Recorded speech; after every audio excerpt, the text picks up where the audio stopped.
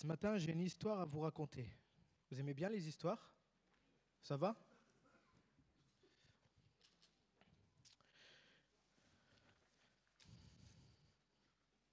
C'est l'histoire d'un homme qui n'est pas si connu que ça dans la Bible. Souvent, on en utilise des beaucoup plus connus, mais c'est celui que le Seigneur a mis sur mon cœur ce matin.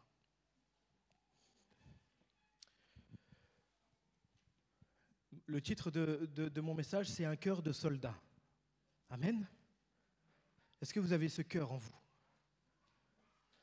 Ouais. Est-ce que vous avez ce cœur de soldat en vous? Ouais.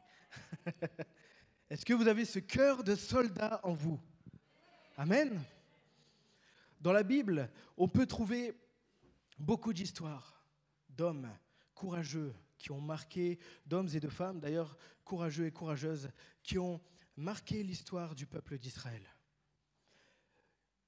Il en est un dans la Bible dont on parle très rarement et qui est largement moins connu de tous. Et pourtant, pour plusieurs, il s'agit d'un des soldats les plus puissants du peuple d'Israël. Est-ce que vous connaissez son nom? Benaïa, ça vous dit quelque chose? Ou Benaja? Non? Bon, bah alors je vais vous raconter son histoire ce matin. Dans cette histoire, je vous propose de découvrir cet homme qui, à lui seul, a affronté des géants, des guerriers redoutables, un lion, et a affronté contre toute attente ses adversaires et a toujours été victorieux. Amen. Benaïa, c'est le fils de Yehoyada, un grand sacrificateur, un sacrificateur de la tribu de Lévi, une des 12 tribus d'Israël voulues par Dieu. Les Lévites étaient chargés d'avoir la protection du tabernacle, qui plus tard sera le temple de Jérusalem. Et ils avaient cette charge de rappeler aux 11 autres tribus leur foi, leur promesse faite à Dieu. Ils n'avaient pas de campement, de contrée attitrée, mais ils vivaient des offrandes des 11 autres tribus. Mais la tribu des Lévites était vraiment une tribu qui était voulue par Dieu pour être consacrée et pour garder le tabernacle, pour garder les lieux de foi. Et aussi, elle avait l'habitude de former aussi exactement des guerriers. Yehoyada, dans la Bible, a réussi à réunir les tribus des Lévites ensemble sous une même bannière et a donné des ordonnances afin que tout se déroule selon ce que Dieu voulait. Dans la Bible, il est dit que Yehoyada, le père de Benaïa, dit « Les Lévites entoureront le roi de toutes parts, chacun les armes à la main, et l'on donnera la mort à quiconque entrera dans la maison. Vous serez près du roi quand il entrera et quand il sortira. » Il y a la notion d'être proche de Dieu. Deuxième micro, c'est mieux, c'est ça? Ok. C'est mieux? Ah bah c'est mieux, ouais. J'ai compris le message.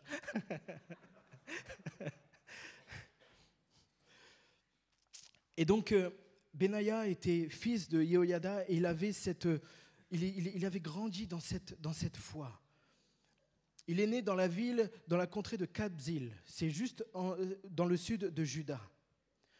Et son père l'a instruit, l'a formé, que ce soit au niveau de la parole de Dieu, au niveau de la foi en Dieu, de la confiance en Dieu.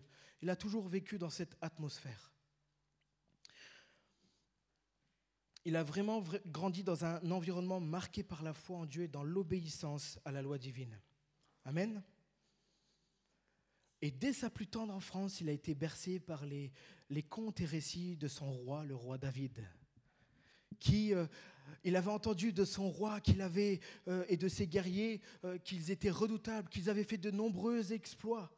Et il était alimenté justement par ce côté où il avait entendu le conte de David, comment ce simple berger a pu vaincre un géant, Goliath, avec une simple fronde.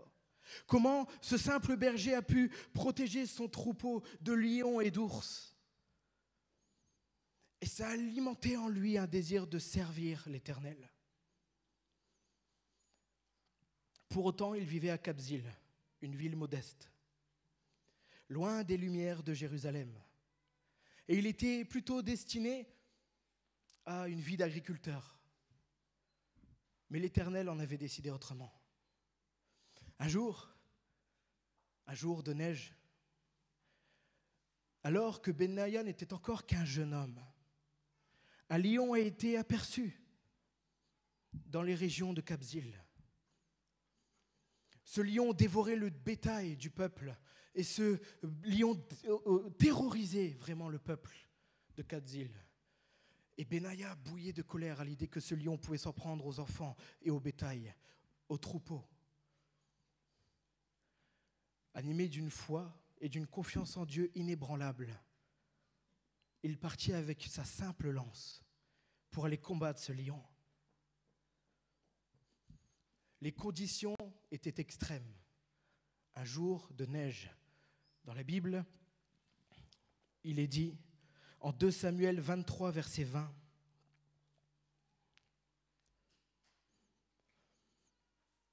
Benaïa, fils de Yehoyada, fils d'un homme de Kabzeel, rempli de valeur et célèbre par ses exploits. Il frappa les 2 lions de Moab. Il descendit au milieu d'une citerne où il frappa un lion un jour de neige. Amen. Les conditions étaient extrêmes. Mais il décida quand même d'aller chasser le lion. Convaincu que Dieu lui donnerait la force et la foi nécessaires, comme il l'a fait pour David. Avec une détermination farouche, il traqua la bête. Et quand il arriva sur le lieu où était le lion était enfermé, était acculé dans une citerne, dans une fosse. Quand il le vit en contrebas, il y avait de quoi avoir peur quand même. Le lion, fort, musclé, imposant, rien que ses rugissements pouvaient vous glacer le sang. N'importe quel guerrier serait parti en étant apeuré. Franchement, si vous vous retrouvez devant un lion aujourd'hui, qu'est-ce que vous auriez fait? David, avec ses mains, Samson. Vous auriez fait quoi alors? Il y en a un des 2 qui aurait mangé l'autre. T'as dit quoi? Mais ce lion aurait pu faire rebrousser n'importe quel homme, rebrousser chemin à n'importe quel homme. Mais Benaïa, ce n'était pas un homme comme les autres, parce qu'il savait que Dieu était avec lui et qu'il lui donnerait la force nécessaire. Amen. Alors Benaïa sauta dans la fosse. Et là, un combat, une lutte titanesque commençait à arriver. Le lion, avec ses crocs, ses griffes, bondit sur Benaïa, voulant le détruire, l'arracher, le tuer. Et Benaïa, avec une habileté, a esquivé les attaques du lion et planta sa lance en un seul coup dans le lion, et le lion mourut sur le coup. Ses exploits, comment il tua un lion un jour de neige, alors que le sol glissait, alors qu'il faisait froid, alors que la bête avait faim, qu'elle voulait détruire et s'en prendre à Benaïa, et ses exploits se firent entendre dans toute la ville de Kabzeel. Et ils le louèrent déjà comme étant un héros d'Israël. Alors l'histoire pourrait s'en arrêter là. Mais en réalité, c'est que le commencement du chemin de gloire de ce guerrier, de ce soldat. Plusieurs années après, alors que le roi David cherchait justement des hommes vaillants pour consolider son armée d'Israël, parce qu'elle était en guerre contre beaucoup de contrées ennemies, les Moabites, les Philistins, les Égyptiens. Le roi envoyait des messagers partout dans son royaume pour chercher des hommes vaillants. Et il avait eu vent des exploits de Benaïa. Et il le fit convoquer. Et il se rendit vite compte, en voyant Benaïa, qui était vraiment cet homme. C'était peut-être un homme fort, mais c'était surtout un homme dévoué à Dieu, un homme fidèle à Dieu. Et le roi David sentit rapidement qu'il pouvait compter sur cet homme valeureux. Non pas seulement juste pour ses exploits, mais pour ce qu'il était, parce qu'il avait consacré sa vie à Dieu. David le prit sous son aile et Benaïa devint rapidement un des guerriers les plus respectés de l'armée royale. Et même après avoir impressionné David par ses exploits sur le champ de bataille, David le fit intégrer à sa garde rapprochée, les Gibor, les hommes vaillants de David. 37 hommes d'exploit. On va voir 2 Samuel 23, versets 8 à 12. Voici les noms des vaillants hommes qui étaient au service de David. Josheb Bachébès, le Takémonite, l'un des principaux officiers. Il brandit sa lance sur 800 hommes qu'il fait périr en une seule fois. Après lui, Éléazar, fils de Dodo, fils d'Ashoshi. Il était l'un des 3 guerriers qui affrontèrent avec David les Philistins, rassemblés pour combattre, tandis que les hommes d'Israël se retiraient sur les hauteurs. Il se leva et frappa les Philistins jusqu'à ce que sa main soit lasse et qu'elle reste attachée à son épée. L'Éternel opéra une grande délivrance ce jour-là. Le peuple revint après Éléazar seulement pour prendre les dépouilles. Après lui, Shama, fils d'Agé, d'Arar, les Philistins s'étaient rassemblés à Léchi. Il y avait une parcelle de terre remplie de lentilles, et le peuple fuyait devant les Philistins. Shama se plaça au milieu du champ, le protégea et battit les Philistins. Et l'Éternel opéra une grande délivrance. Amen. Franchement, vous êtes 3, vous avez une garde rapprochée comme ça de 37 hommes, valeureux comme ça. Vous êtes bien, non? Vous vous sentez bien là, hein? Quand vous savez qu'un seul homme peut en battre 800, quand vous voyez qu'un seul homme peut battre une armée, faire rebrousser chemin à une armée pour protéger la nourriture du peuple de Dieu, quand vous savez qu'un homme est capable de tuer un lion, 37 hommes valeureux. Et la liste, elle est décrite dans Samuel et dans les Chroniques. Mais pour autant, aucun n'avait la confiance que David portait à Benaïa. Il avait la même confiance que Nathan, le prophète. Et d'ailleurs, David avait intégré Benaïa à son conseil secret. Il savait tout sur le royaume. Il savait les décisions que prenait le roi. Et pas une seule fois dans la Bible, il a été fait mention que Benaïa a trahi son roi. C'était un exemple de loyauté et d'intégrité. Même dans les temps où certains ont tourné le dos au roi, même son fils, Absalom, et même après Adonijah, Benaïa est toujours resté intègre et fidèle à son roi. Même quand son propre roi, lui, n'a pas été des fois fidèle et intègre envers ses hommes. Vous vous souvenez de la mort de Uri, le Hétien? C'était un des 37 hommes de la garde rapprochée de David, qu'il avait envoyé au front pour qu'il meure. Et bien même là, Benaïa est resté toujours fidèle à son roi, parce qu'il savait que même s'il faisait des erreurs, c'était loin de Dieu. Amen. Il fut rapidement reconnu par David, mais aussi surtout par ses frères d'armes, comme un homme de confiance, un leader, capable de vaincre des adversaires que beaucoup n'auraient pas pu vaincre, que beaucoup auraient jugé invincibles.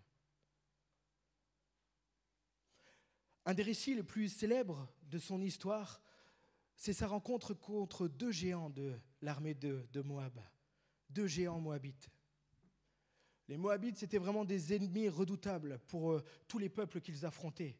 Ils avaient l'habitude d'envoyer leurs plus grands guerriers, un peu comme Goliath, pour terroriser le peuple, pour en tuer, pour impressionner, et pour que tout le peuple détale, pour que l'armée d'Israël puisse avoir peur, puisse être effrayée.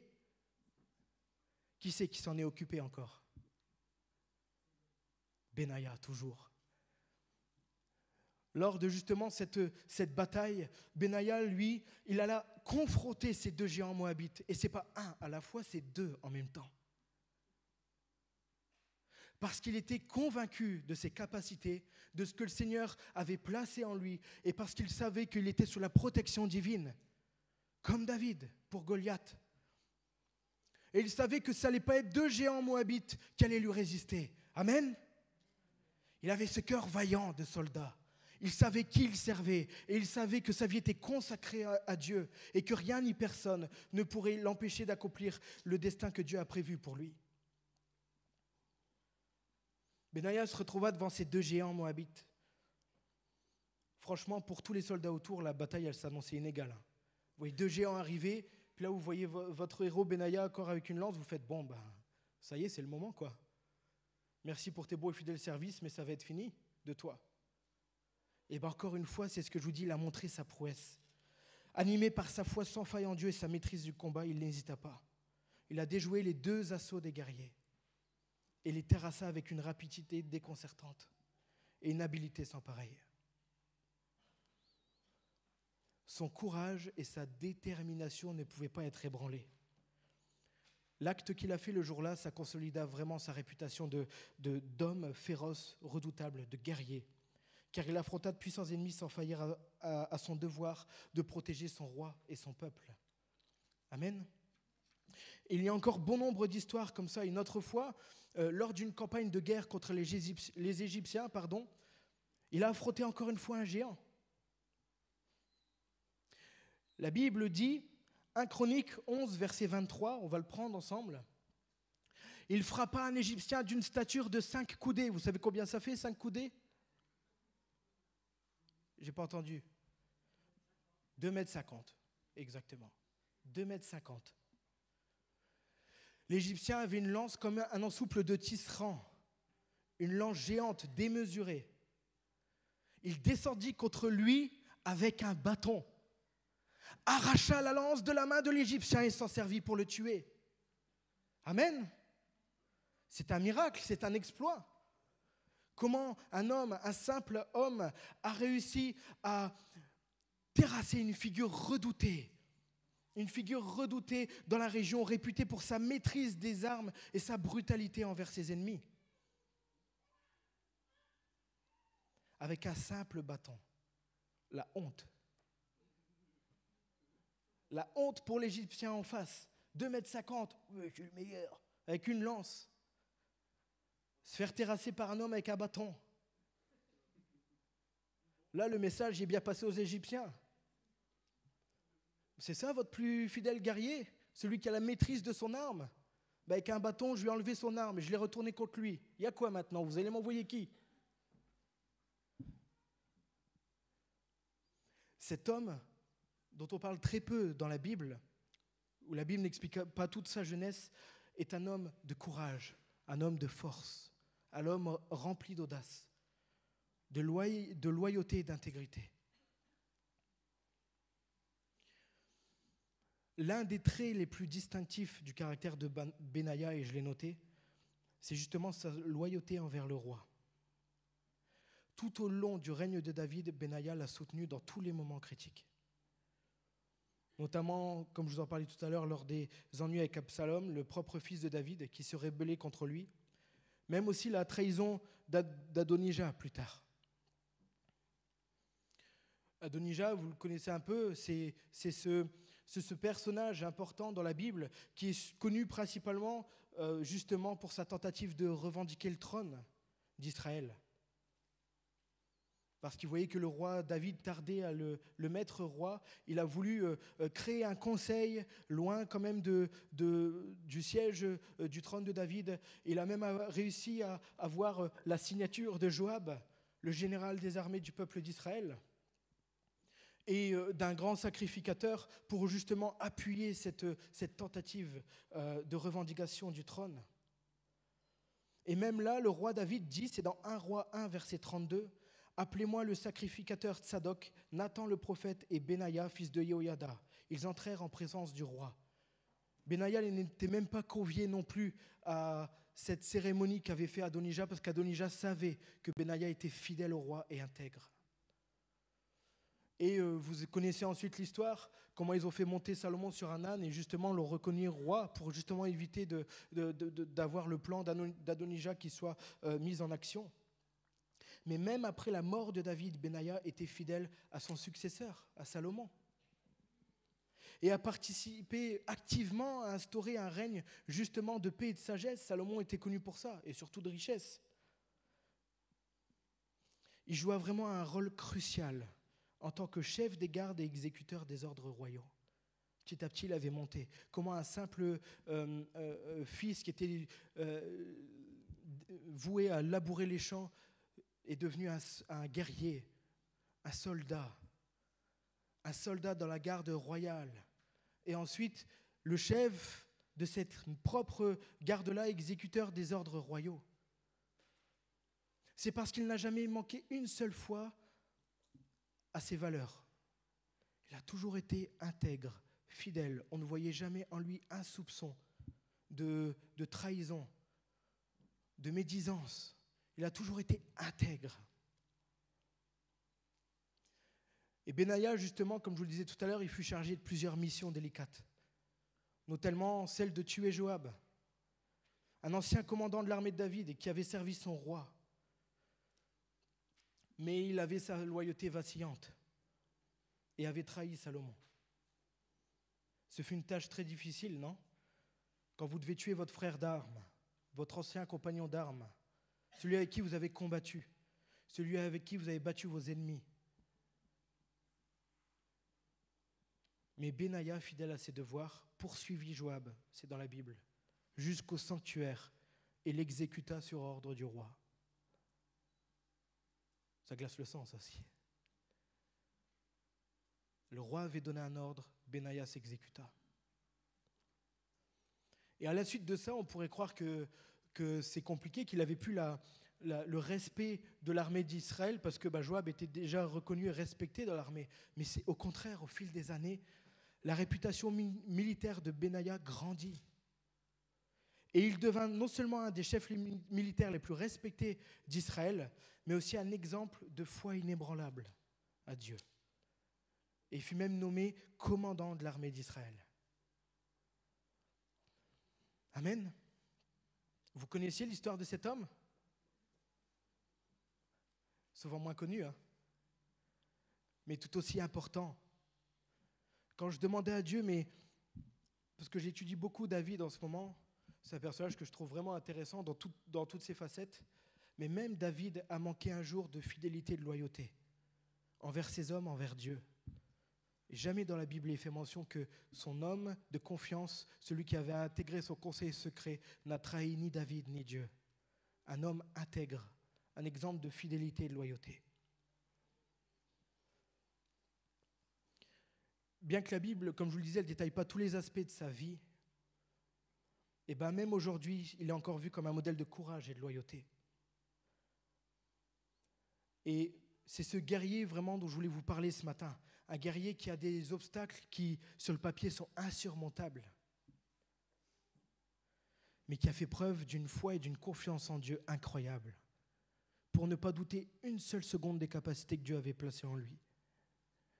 En étant tout à fait honnête, si maintenant on met un lion, 2 géants de Moab, un géant égyptien, et qu'on lâche Ketsia, qu'on dit « Allez, vas-y, tiens, un bâton ». Mais il les terrassa tous, sans faillir, sans reculer ne serait-ce que d'un pas.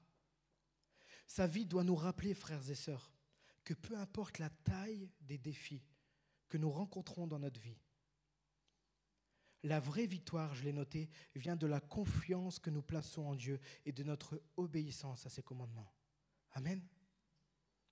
Nous devons avoir la ferme assurance que si Dieu est avec nous, qui sera contre nous? Amen.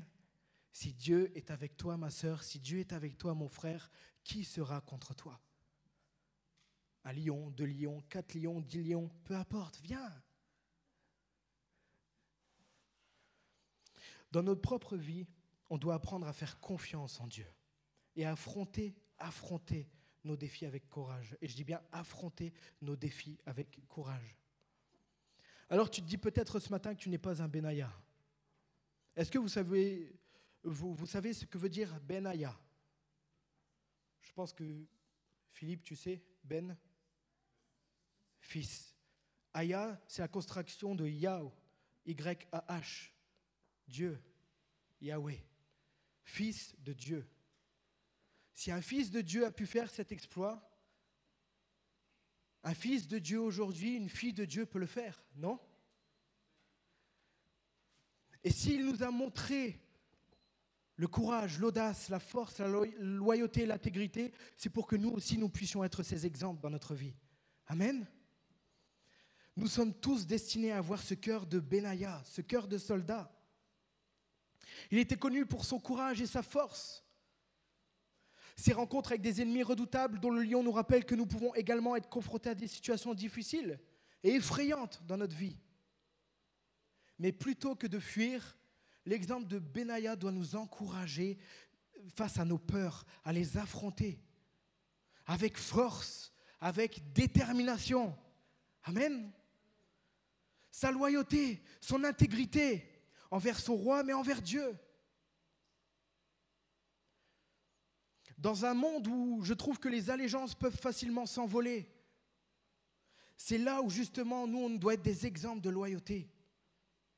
Être des modèles de maintien de nos engagements, inébranlables envers ceux que nous avons, que nous aimons et que nous soutenons, envers Dieu. Quand on a fait des engagements à Dieu, on doit les respecter. Quand on a dit à Dieu, je te servirai, je te sers. Quand on a dit à Dieu, fais de moi un vase d'honneur, fais de moi un vase d'honneur. Lève-toi et marche. Quand on a dit à Dieu, je te servirai malgré le prix, eh bien, il y a un lion devant toi. Ben, c'est pas grave, j'y vais. Je te servirai même si j'ai mon lot d'épreuves et si je sais que ça va être un chemin difficile, je ne me détournerai ni à droite ni à gauche. Alors fonce. Garde cette assurance que Dieu a placée en toi, un courage, une force inébranlable, que rien ni personne ne peut ni sous-estimer, se moquer, parce que Dieu a mis en toi son esprit nouveau. Qui a l'Esprit Saint en lui? L'Esprit de Dieu. Ah, pas beaucoup, c'est pour ça. Qui a l'Esprit de Dieu en lui? Ah, c'est un peu mieux, ça va. Qui a l'Esprit de Dieu en lui? Oui, il en met dans le Thibaut là. C'était pour la vidéo, pour qu'on vous voit lever les mains. Mais vous voyez, ce que je veux dire, c'est que Benaïa était un leader. Il est passé d'un fils dans une ville méconnue, loin des lumières de Jérusalem, à un guerrier et à un leader. Il avait un objectif en tête, il avait une direction, il savait qui il était. Et ça, c'est ce qui a fait qu'il n'a pas eu de mal, même s'il est tombé sur des épreuves et des obstacles, il n'a pas eu de mal à la fin à accomplir ce que Dieu avait prévu pour lui. Commandant en chef de l'armée d'Israël. Le seul soldat intégré dans le conseil secret de David. Chapeau, non? Est-ce que vous la voulez aussi, cette intimité avec Dieu? Plus on ne doit pas trouver de compromis dans notre vie. Plus nous resterons fidèles, loyaux, intègres à Dieu, plus nous grandirons dans l'intimité avec lui. Plus nous serons courageux face à nos épreuves, plus nous les battrons avec force, avec audace. Plus le Seigneur pourra nous confier encore des responsabilités, plus le Seigneur pourra encore comprendre qu'il peut s'appuyer sur nous. Mais il le sait déjà qu'il peut s'appuyer sur chacun d'entre vous, comme il sait qu'il peut s'appuyer sur moi, comme il sait qu'il peut s'appuyer sur toi.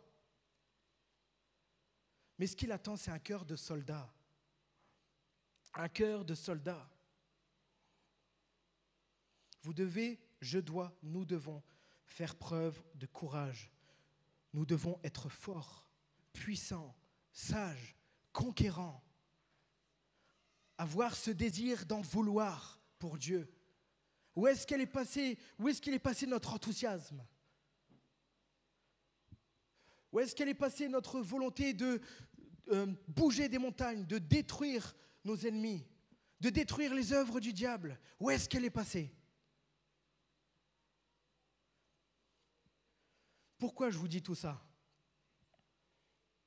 La semaine dernière, je ne savais pas encore ce que je devais prêcher. On a passé un temps formidable dans la louange, c'est Amaury. D'ailleurs, vous avez j'en profite, parce qu'il l'a dit, vous avez son bonjour de lui et sa femme et tous ses enfants d'ailleurs. Et pendant qu'on passait un temps de louange, le Seigneur il m'avait donné une vision. Je croyais au début que c'était pour une femme de cette église, parce qu'il m'avait montré que c'était pour Douai. Mais c'est une vision pour cette église. Alors je l'ai noté. Et je veux vous la lire ce matin. Je la connais, mais j'aime bien que même les détails soient bien mis. Et dans cette vision, je voyais une femme qui se faisait harceler, c'était le mot, par les vagues de la mer. Elle était allongée sur le sable, et tout d'un coup, l'eau commençait à monter. et à devenir de plus en plus violente jusqu'à renverser cette femme.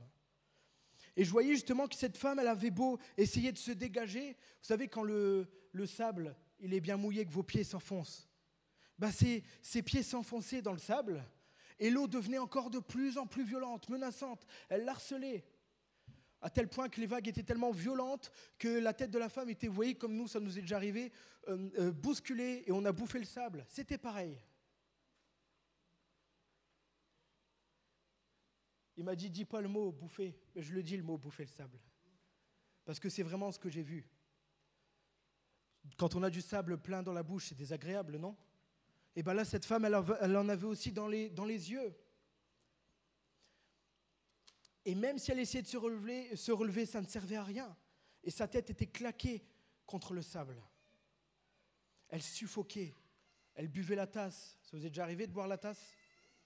Désagréable, hein? Du sel, on en veut, mais quand on en veut. Et les vagues, j'ai bien noté ça, ne cessaient pas et se déchaînaient de plus en plus. Et dans un dernier espoir, la femme, elle levait les mains au-dessus de l'eau et elle essayait comme de trouver un appui. Et elle a réussi à trouver quelque chose sur lequel s'appuyer. Elle réussit à avoir une prise avec sa main gauche, puis raffermit son étreinte en arrivant à mettre la main droite. Dans un ultime recours, elle avait réussi à s'appuyer sur un rocher qui avait de bonnes prises, un rocher solide. Et pour autant, donc là on peut dire ça y est, elle en est sortie. Au contraire, s'appuyer sur le rocher ne suffisait pas. Les vagues venaient frapper cette femme avec encore plus d'acharnement. Comme si que les vagues étaient vivantes et ressentaient les émotions, qu'elle se disait, mais elle va s'en sortir là, je vais la frapper encore plus violemment. Les vagues venaient la harceler encore plus. La mer était de plus en plus agitée. Et le Seigneur a attiré ma vue sur le visage de cette femme, afin que je puisse voir de mes propres yeux ce qui allait se produire. Et je vis alors l'expression de cette femme et son visage changer.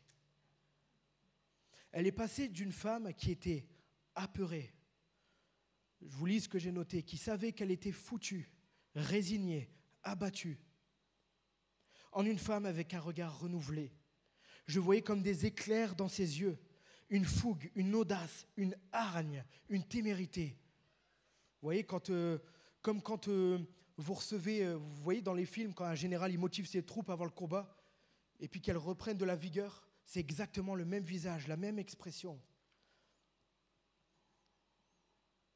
L'expression de son visage me donnait la chair de poule, comme si un général des armées était passé par là pour l'encourager avant la bataille. Et qu'elle avait une force décuplée, une envie d'en découdre, un courage exemplaire. La femme a commencé à raffermir ses prises sur le rocher en le serrant bien fort. Et elle a commencé à l'escalader pour sortir son corps hors de l'eau, car seule sa tête dépassait. Alors, elle a réussi à se tenir sur le rocher et à adopter une posture et une position de guerrière. Et aussitôt, les vagues qui se fracassaient contre le rocher et qui étaient coupées en deux ont commencé à se calmer. La mer commença à s'apaiser. Le flou dans ses yeux avait disparu et le soleil revint. Elle regardait vers l'horizon et elle voyait le soleil et l'étendue au loin sur une mer dormante, calme. Et j'ai demandé à Dieu ce que cela signifiait. Parce que je savais que c'était pour douer, comme je vous l'ai dit, mais je croyais que c'était pour une femme. Et le Seigneur m'a alors mis dans mon cœur cette pensée. Voici mon Église, en parlant de doué, voici ce que je vois. Ce que je vois, ce sont des enfants qui ne se sont pas préparés, des enfants qui se reposent, des enfants qui dorment sur le sable. Le sable, c'est ce qui rend amorphe, paisible, pacifique. Mais quand viennent les vagues de l'épreuve, qui vous surprennent et s'acharnent contre vous, vos pieds commencent à s'enfoncer dans le sable. Vous avez beau essayer de vous relever tout seul, vous n'y parvenez pas, car vous ne pouvez pas vous en sortir seul. Mon peuple, l'épreuve vous met trop souvent à genoux. L'épreuve brouille votre vision, vous assomme, vous fait capituler. Alors seulement, mon peuple, vous vous rappelez de moi, et vous levez les mains afin d'y trouver votre dernier secours. Moi, votre roi et votre sauveur, je suis toujours là comme un roc. Je ne bouge pas. Les vagues de la mer n'ont aucun effet sur moi, car je suis le créateur de toutes choses. En moi, vous trouverez toujours un appui. Alors j'ai demandé à Dieu, pourquoi même quand on s'appuie sur toi, les vagues ne cessent pas et elles paraissent même plus menaçantes? Il m'a répondu dans mon temps personnel, car vous ne faites pas ce qui est bon. Bien trop souvent, ce n'est que lorsque vous êtes submergé que vous faites appel à moi. Vous n'êtes pas conscient réellement de qui je suis, de ce que j'ai placé en vous et de la force que vous avez. Mais je veux rétablir votre identité ce matin. C'est ce que le Seigneur veut pour son peuple. J'ai placé en chacun de vous un cœur de soldat. La femme que tu as vue, qui a son expression transformée, c'est mon Église, qui prend conscience de ce qu'elle est, de ce que j'ai placé en elle. Ce cœur de soldat. Cette femme, je l'ai renouvelée en 4 points. L'audace, la force, la loyauté et l'intégrité. Je ferai la même chose avec mon peuple ce matin, aujourd'hui, avec ceux qui s'humilient et reviennent à moi. C'est pour cette raison qu'ensuite tu la vois affronter son épreuve et la vaincre en arrivant à se tenir ferme, debout, sur le rocher, dans sa posture de soldat. Ce que tu vois à la fin, l'horizon et la mer qui dort, le soleil dans tout son éclat, c'est ma promesse pour tous ceux qui ont combattu et qui ont gagné le combat de la foi, un avenir et une espérance. Amen. Et c'est à la suite de cette image, de cette vision, que touché, j'ai commencé à chercher dans la Bible, parce que je savais que c'était l'objet de mon message aujourd'hui. Et j'ai essayé de trouver un homme qui a fait preuve d'audace, de force, d'intégrité, de loyauté. Mais même les plus grands serviteurs de Dieu, dans un moment de leur vie, ont manqué à un des points. Et quand j'ai trouvé l'histoire de Benaïa, ça s'est ancré en moi. C'est ce cœur de soldat-là qu'on doit avoir.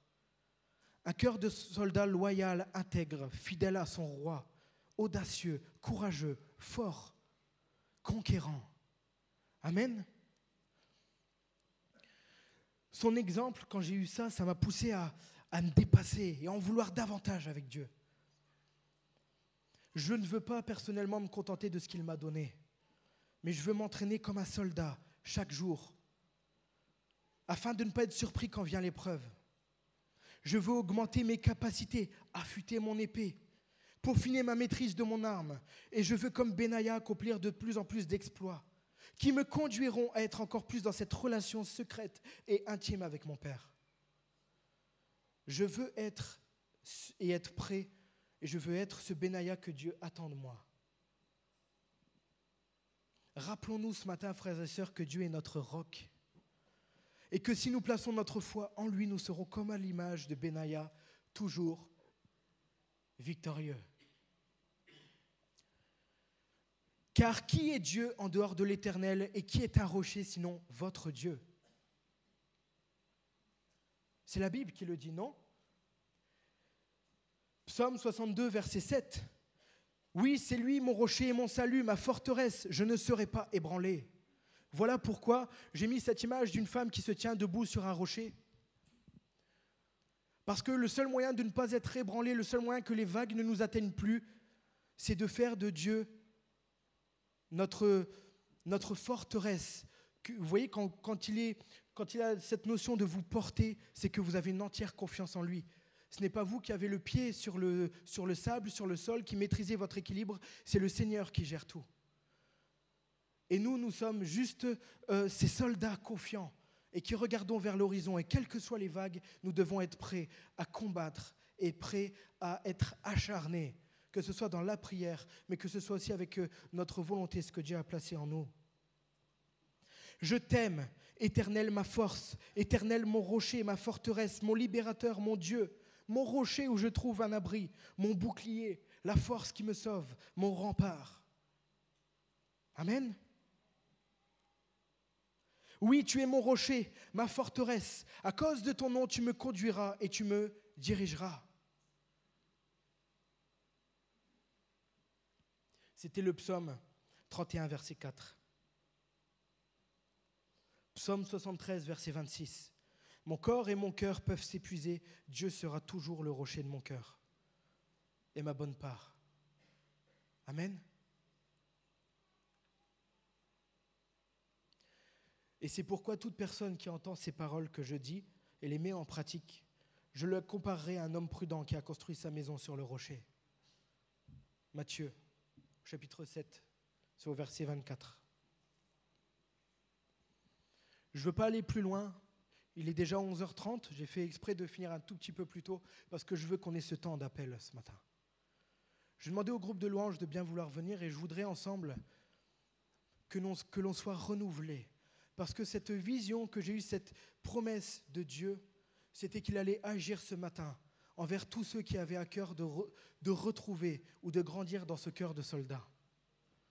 Parce que je suis convaincu, mes frères et sœurs, et la Bible le dit, que l'on a tous une armure, que le Seigneur vous a tous équipés, qu'il m'a équipé, qu'il t'a équipé, qu'il a donné ton arme, tes talents, tes dons, tes capacités. Et ce matin, le Seigneur, votre Dieu, veut vous renouveler là-dedans, dans cette attitude de soldat.